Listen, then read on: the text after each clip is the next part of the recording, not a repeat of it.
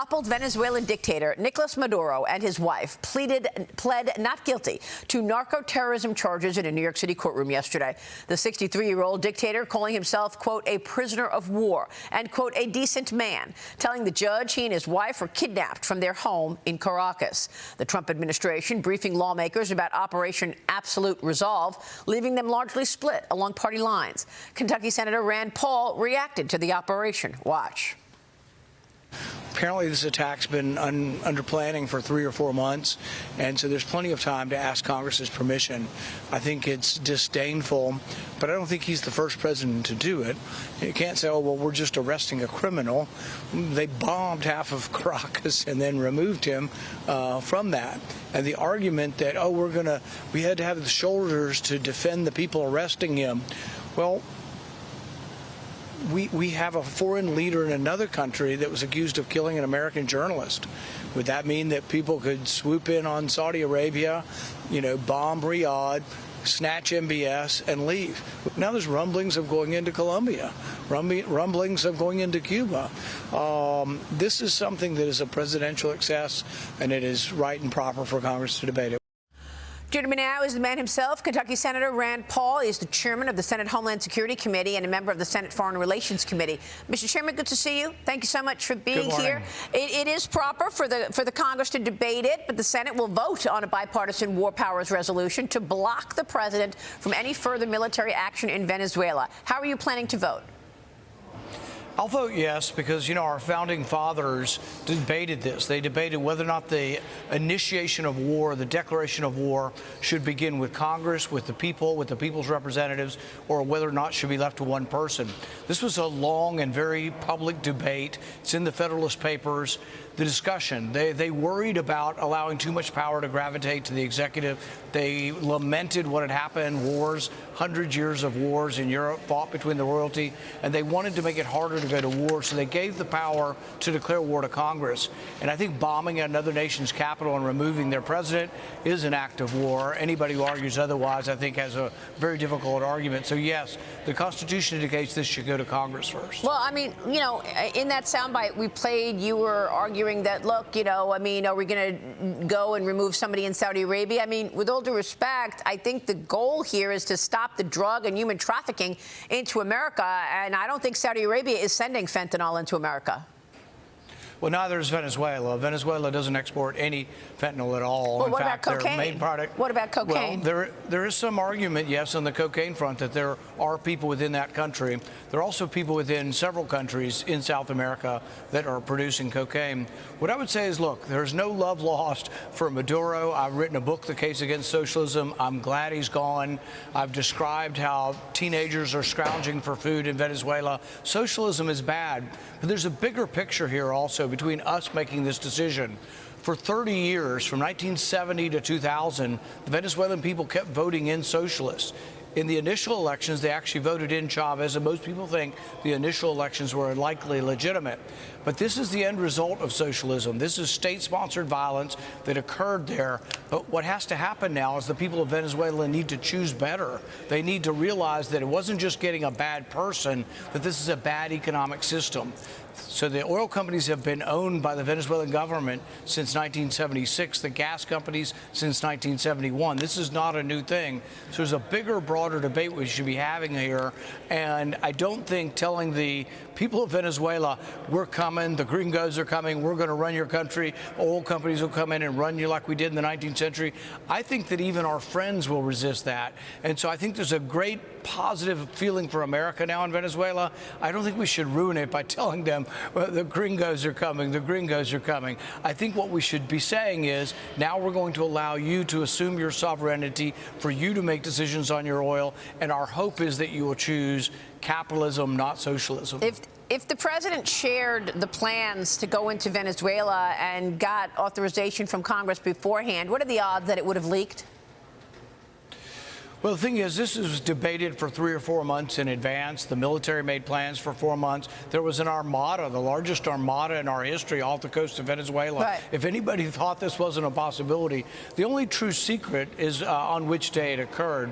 But the thing is had we declared war and had we then said to the president, you have the power to invade Venezuela, still no one would have had to have been told when.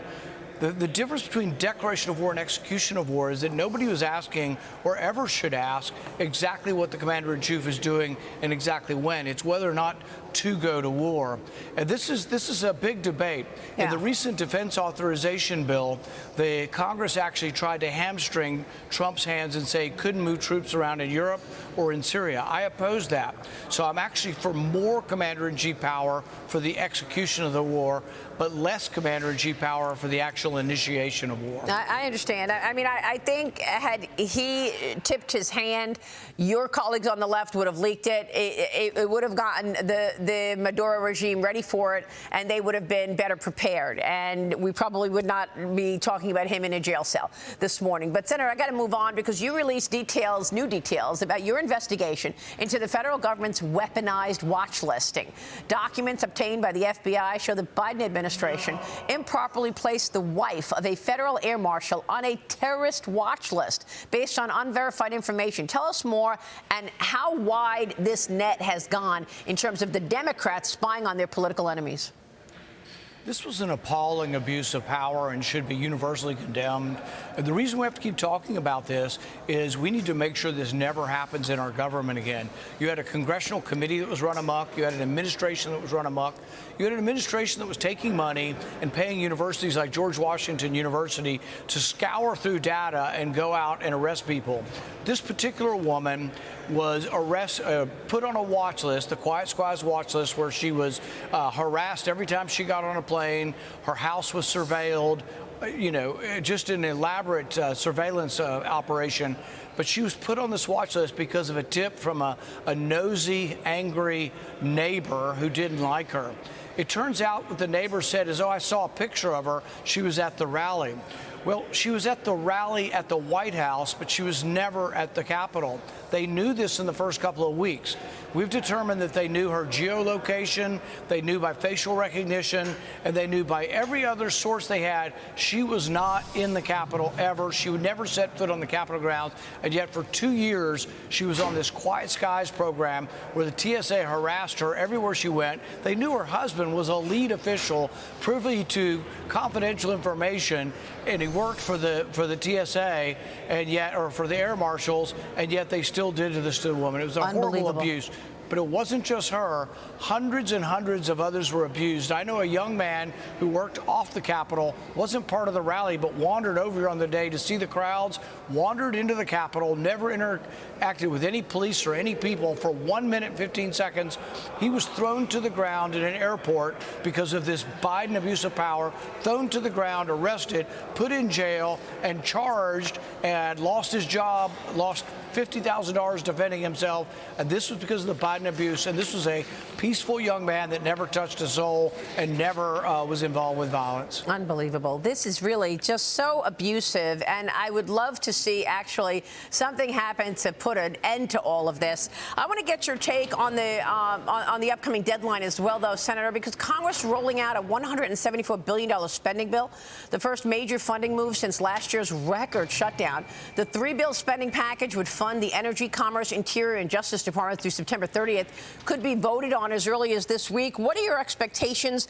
I guess this funding deadline has provided a bit of a sense of an urgency for the remaining 9 appropriation bills to get done.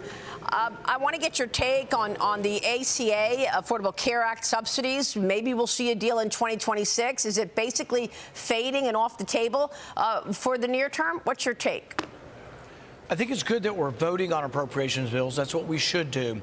But the spending level in the appropriation bills is identical to the Biden level or above. So they're not addressing the deficit, and it will get worse. One of my concerns in light of the Somali fraud scam, the billion-dollar scam, is they're increasing the money or continuing the money, billions of dollars, for this refugee resettlement program. In fact, one of the things that is bizarre about the war in Venezuela is we're now going to be accepting more refugees from Venezuela. Really should be the opposite. The million people who came here should be welcome and given special permission to return.